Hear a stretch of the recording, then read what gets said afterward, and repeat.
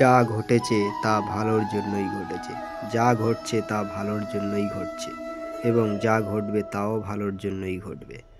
তোমার কাজ করার অধিকার আছে, কিন্তু কর্মফলের অধিকার নেই। পরিবর্তনই এই বিশ্ব ব্রহ্মাণ্ডের নিয়ম।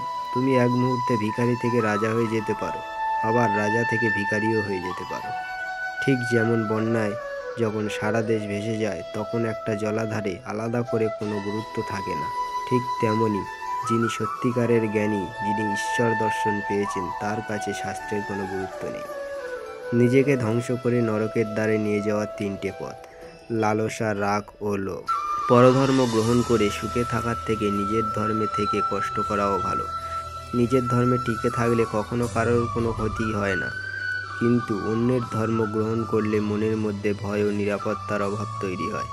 যে ব্যক্তি সত্যিকারের জ্ঞানী, তার মনের মধ্যে সবার জন্য সমান স্থান।